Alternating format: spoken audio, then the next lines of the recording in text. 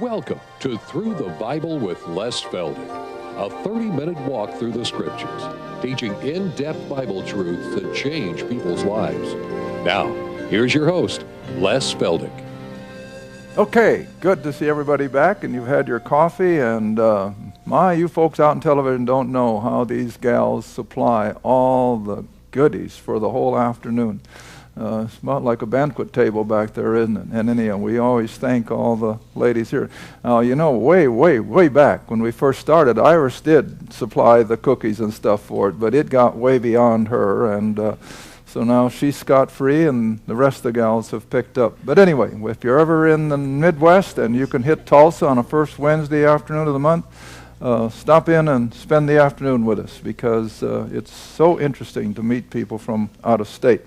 All right, we don't ordinarily push product because we don't want to think that we're doing this to generate funds, but we have a book. We've shown it on the program several times, and every time it's on the air, the girls come running into the house. Les, don't forget to show the book, because every time it's on television, the phone rings off the wall, and they're going out now. No kidding. People order 20, 30, 40 of them at a time just to give out.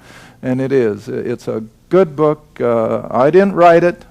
Fellow out in Indiana merely took our stuff off the television program and comprised the book. So I really can't take credit for much of it, but it's very informational, and I think it's certainly worth $11. It's not all that much, and that's postage paid and everything. We don't add handling or anything. So if anyone out there is interested in this, makes a good Christmas present, and just call into the office and the girls will get them out to you.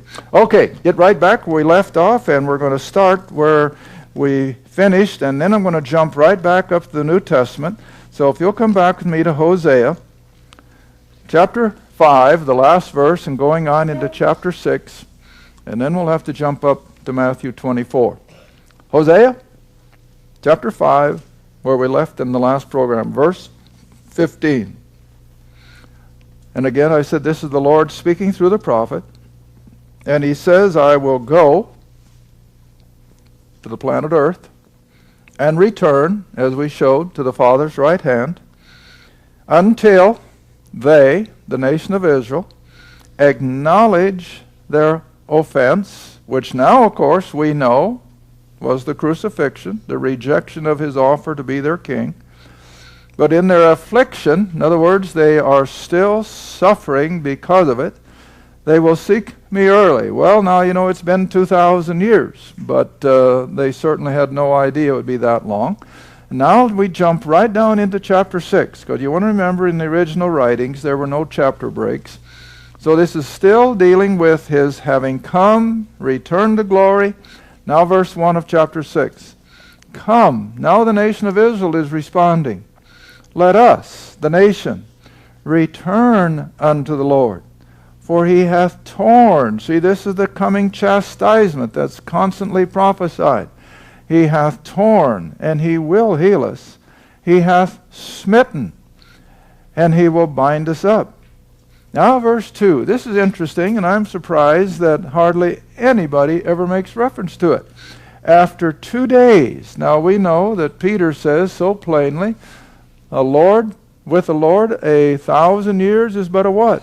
A day. And a day is like 1,000 years. Well, I think we can legitimately use that here, that after 2,000-year days, he will revive us. And isn't that exactly what we've seen in the last 100 years now? They started coming back around the turn of the century, and like the bones in Ezekiel 37, they came together, and it wasn't long until the land became productive and the nation began to prosper. And in 1948, they declared to the world that they were now an independent state. And since 1948, it's been nothing but an increase in their population and in their prosperity.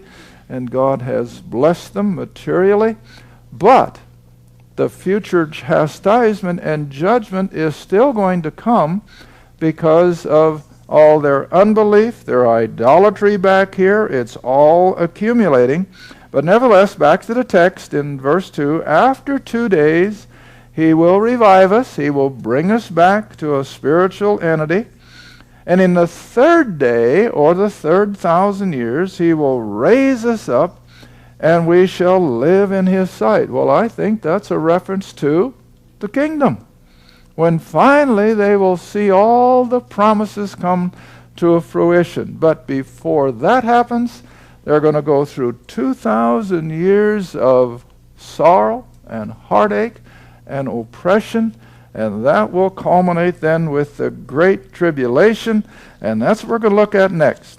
What faces the nation of Israel because of God's wrath on their unbelief and their rejection, and we'll pick it up in Matthew 24. Now, we feel that Matthew 24 is all tribulation ground. It's the final 7 years of Daniel's 490-year prophecy in Daniel 9, in the middle of which Daniel wrote, this man Antichrist will go into the then rebuilt temple and will defile it and will usher in those last 3.5 years, which are going to be as much hell on earth as the kingdom will be heaven on earth. It's going to be beyond human description. All right, let's just take the whole picture. We've got time. And start in verse 1 of Matthew 24. And this, of course, is toward the end of His earthly ministry. Verse 1, Jesus went out and departed from the temple, and His disciples came to Him to show Him the buildings or the complex of the temple. And Jesus said unto them, See not all these things? Verily I say unto you, there shall not be left here one stone upon another that shall not be thrown down. And of course that was fulfilled with the Roman invasion of 70 AD. That's when that happened. All right, now then you move on to verse 3. As they are sitting upon the Mount of Olives, the disciples came to Him privately, without a press of any multitudes, just Jesus and the 12. And they said, Tell us, when shall these things be? And what shall be the sign of thy coming and the end of the world, or the end of the ages? Next verse. And Jesus answered and said, now this is all appropriate for us, because I think we're seeing the beginnings of all this, even though we're not in the tribulation. Once in a while I get a phone call or a letter, are we in the tribulation? Oh, heavens, no. We're not in the kingdom either. Some people think that. No, Satan is out there alive and well, and the world is getting more wicked by the day. This cannot be the kingdom, but it's nothing like the horrors of the tribulation that's coming. I read an article last night, I don't even want to repeat it to anybody, of what somebody who has supposedly been in the middle of a lot of this government in the last 5-10 years, and when he prognosticates, I think that's a word, when he prognosticates what is coming, I'll tell you what, it's enough to give you goosebumps and shake you to your toenails, but I keep hoping the Lord will come before it gets that bad. But listen, it's going to get awful. The world is getting set for it. You know, I'm an optimist. I'm not a pessimist. I'm an optimist. Have been ever since I was a kid. But on the other hand, I have to recognize that our American economy is the proverbial house of cards. It could collapse in 24 hours. And if it collapses, I don't even want to think of what it's going to be like. You don't even have to try. You know what it's going to be like. All you have to have is a power outage for 12 hours and it's pandemonium. But what if it's nationwide? What if it gets worldwide? That's what the world is getting ready for. But as an optimist, I say it's not going to happen until after we're gone. But whatever. Here is a description of the tribulation, but the Lord is speaking of it in terms, and all we can do is say, well, if that's what it's going to be after it starts, hey, we're already seeing a lot of it being laid out as previews of it, see? In fact, some of my seminars lately, I've started out with the question that the Pharisees asked him. And he said, oh, you hypocrites, you can look at the sky and predict tomorrow's weather. You know the verses. But you can't discern the signs of the times. Well, this is what I'm trying to get people to realize. We are now at a point where we should be able to read the signs of the times that the end is near. Now, we don't set dates, but we're getting close. And of course, the number one sign of the end time is the nation of Israel. After being dispersed 2,000 years, they're back in the homeland. They're in the news every day. Well, it's screaming at the world that that's the sign that his end of this age is near. All right, so now then back into Matthew 24, verse 4, Jesus answered and said, "Take heed that no man deceive you." Well, that should immediately stop you in your tracks. What does that mean? There's going to be tons of deception. And oh, we're seeing it. The TV is full of it. The internet is full of it. Most of it is total deception. Very little truth anymore. All right, next one. Verse 5, "For many shall come in my name, saying, I am Christ, I am the Messiah, and shall deceive many." Well, now I read here a while back, there are something like 1,000 men, isn't it? 1,000 men around the world that are claiming to be Christ. And the tribulation hadn't even started yet. So you can imagine what it's going to be like. All right? Verse 6, "You shall hear of wars, rumors of wars. See that you be not troubled, for all these things must come to pass, but the end is not yet.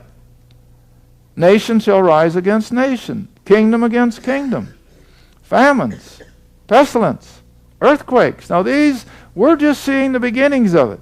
But once the tribulation starts, they're going to be compounding day by day. All right, now verse 8. "All these are the beginning of sorrows," or travail, the horror that's still coming. Now verse 9. "Then shall they deliver you up to be afflicted, and shall kill you, and you shall be hated of all nations for my name's sake." Now that's Israel's future. The day is coming when they aren't going to just have anti-Semitism pop up here and there. It's going to be worldwide. It's going to devastate the Jewish people. All right, verse 10. "Then shall many be offended, shall betray one another, shall hate one another. Many false prophets shall arise and deceive many." That's just a repetition of up there in verse 4. Verse 12, "And because iniquity shall abound." We have no idea how gross it's going to get. Because you have to realize that even in other areas of the world, there are still decent moral people that are keeping the brakes on the outflow of wickedness. Even though they may not be believers, but they've got enough good sense, morality, that they still act as a brake to it. But once the tribulation stops, that's all going to collapse, and wickedness is going to come in like a flood. All right. Verse 12, "Because iniquity shall abound, the love of many shall wax cold. But he that shall endure to the end shall be saved." Now I feel that that's physical, not spiritual. If someone has the wherewithal to survive all these horrors, and they're fortunate enough, they can come to the end of the tribulation and they're still living physically. And we know there will be. There will be a third of Israel, and there will be a smattering of Gentiles. So we know that there are going to be survivors. Now verse 14. "And this, the very gospel that Jesus and the 12 were preaching to Israel, that he was the promised Messiah and King. This gospel of the kingdom shall be preached in all the world." Now I maintain this is when the Great Commission will be fulfilled. This is when the 144,000 young Jews will literally circumvent the planet. They're going to preach the same thing that Jesus and the 12 preached, and that is that Jesus is the King, and he's coming to set up his kingdom. And indeed he will be. And so that's what will be preached. And it'll be a witness unto all nations, and then shall the end come.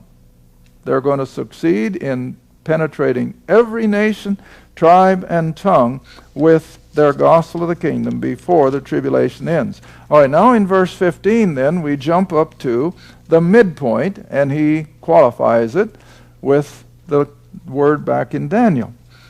Matthew 24, now verse 15. When you therefore shall see the abomination of desolation spoken of by Daniel the prophet, and you see him standing in the holy place, whoso readeth, let him understand. Let's know what he's talking about. Now I think for benefit of our newer listeners, let's go back, honey. Let's go back to Daniel, and let's show folks what Jesus is confirming and what he's talking about. Because after all, if the creator of the universe says it, we should be able to believe it. Daniel chapter 9, and let's see, that's verse 27. Yeah, Daniel 9, verse 27. Now between verse 24 and 27, Daniel has delineated the first 483 years, which would take place up until Christ's first advent, or his crucifixion, when he satisfies and makes the end of sin and so forth. But now comes the final 7 years of that 490-year prophecy, and here is where we get our teaching of the tribulation final 7 years. And Jesus confirmed it. And he, verse 27, and he, the Antichrist, this prince that shall come, will confirm or make a covenant with many for 1 week or 7 years. Now logic tells us today that this is going to be a peace treaty between Israel and the Arab world. And finally the Middle East will have a semblance of peace. All right? It's going to be a miraculous thing. No human element could ever bring it about, because the hatred runs too deep. But when God moves in, even the Arabs are going to be willing to make peace with the little nation of Israel. All right? But it's going to be a 7-year peace treaty. Now here it comes. In the middle of the week, or the middle of the 7 years, he, the Antichrist, will cause the sacrifice and the oblations, that is, the ritual of temple worship, he's going to cause it to stop.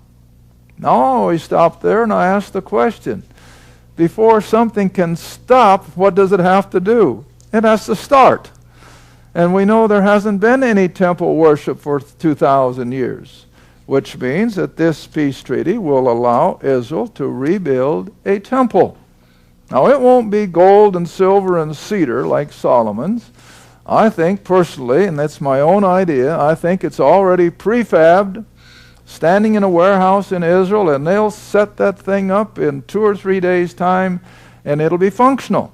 It won't be beautiful, but it'll be functional. And Israel will suddenly be back under the law and temple worship. And then 3.5 years later, the Antichrist goes in and defiles it. And as we're going to see now in the remaining part of the verse, and in the middle of the week, he will cause the sacrifice and the oblations to stop, and for the overspreading of abominations, just to make it so horrible that the Jews can't stand it, he will make it, the temple, desolate, even unto the consummation, that is, the end of the 7 years, and all that's determined shall be poured upon the desolate or the desolator. In other words, all the prophecies concerning that final 3.5 years will be fulfilled. All right, so there's what Jesus is referring to. Now come back to Matthew 24 again. And now he's giving a little indication of what these last 3.5 years are going to be like. The first 3.5 are certainly no Sunday school picnic. Don't ever think that for a minute, because Revelation tells us that by the end of the first 3.5 years, 1/4 of the world's population will die. And that's a bunch of people. That's almost 2 billion people will lose their life in 3.5 years. But it's nothing like the second half.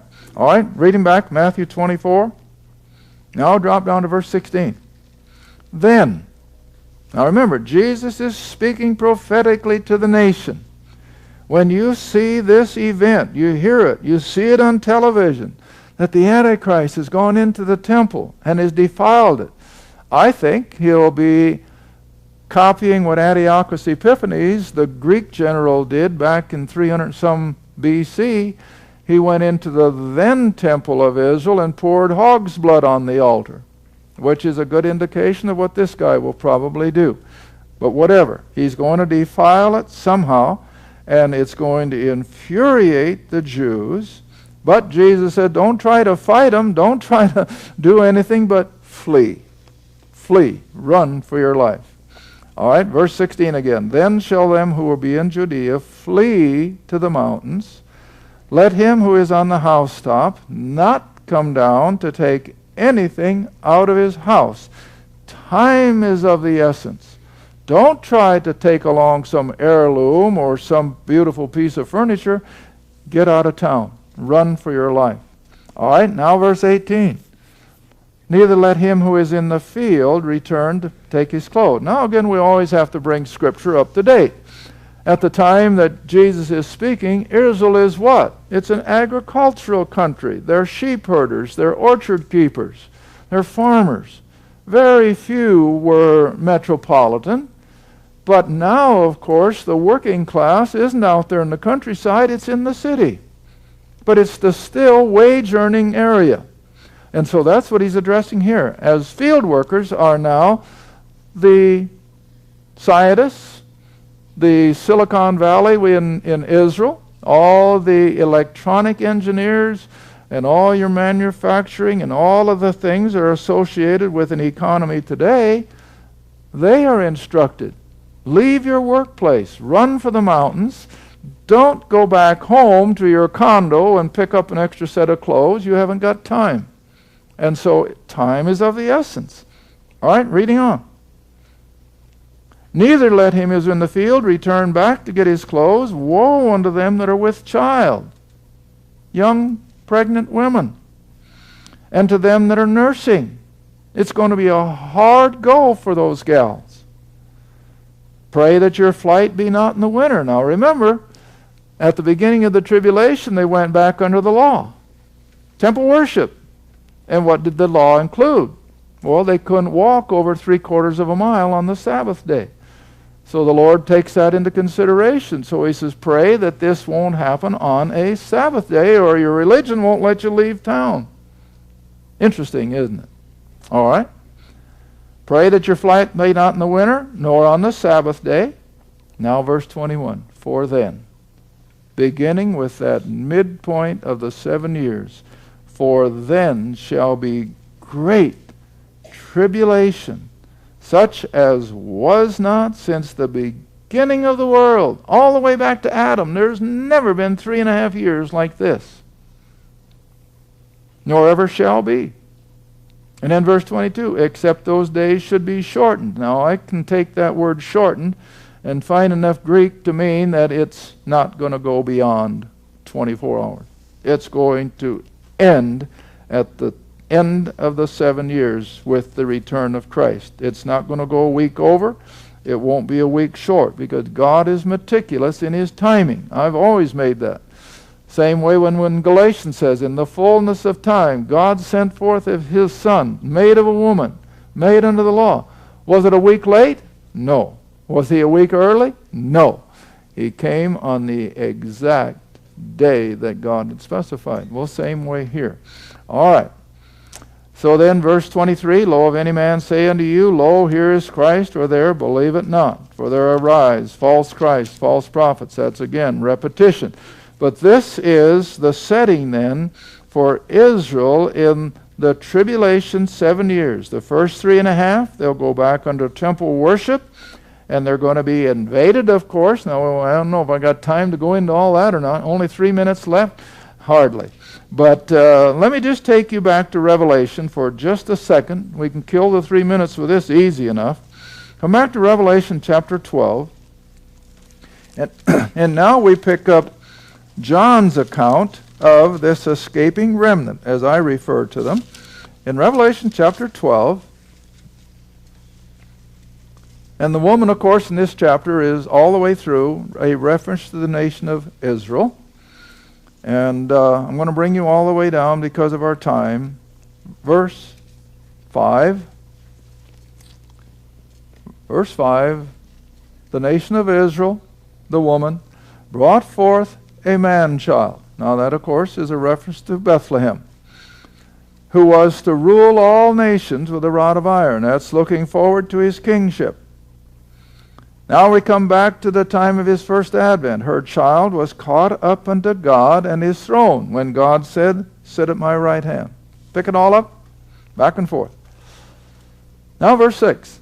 The woman fled into the wilderness. That's the group of Jews we talked about in Matthew 24. And so the woman flees into the wilderness. We don't know where it's at. Some think it's Petra. I don't argue the point. But it's going to be some place where God is going to put them under an umbrella of safety. All right? She's going to go to the wilderness where she has a place prepared of God. Now you want to remember, we're into the realm of the supernatural again. This is beyond the human element. God is going to take care of this fleeing remnant of Israel. The ones we just read about in Matthew 24. All right? And God is going to feed her there 1,260 days. That's 3.5 years. All right, now you come on down or over to verse 13. And when the dragon, that's the Antichrist, indwelt now by Satan, saw that he was cast to the earth, he persecuted the woman which brought forth the man-child. And to the woman, again, this remnant of Israel, which were given 2 wings of a great eagle, that she might fly into the wilderness, into her place, where she is nourished. God will take care of her for a time, times and half a time, or for 3.5 years. He's going to protect this remnant of Israel. All right, then I got to bring you all the way down to verse 15 and 16. And the serpent cast out of his mouth waters of flood after the woman, that he might cause her to be carried away the flood. Now I feel that's just simply a command from the Antichrist, his headquarters in Jerusalem, to send a military contingency after this escaping remnant of Israel to destroy them. And then the earth opens up, swallows the Antichrist's army, and protects Israel.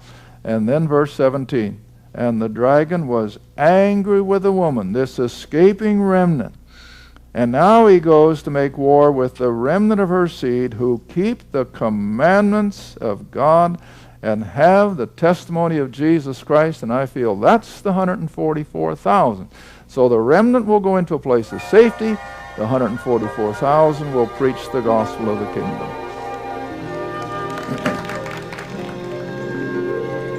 Thank you for watching Through the Bible with Les Feldick. Through the Bible is a partner-supported ministry. If this program has been a help to your study of the Scriptures and you'd like to see others enjoy the teaching, your support would be greatly appreciated. Write to us at Les Feldick Ministries, 30706 West Lona Valley Road, Kinta, Oklahoma, 74552. Or call 1-800-369-7856. Remember, all programs are available in printed form, audio cassette, and videotape. Be sure to tune in next time to Through the Bible with Les Feldick.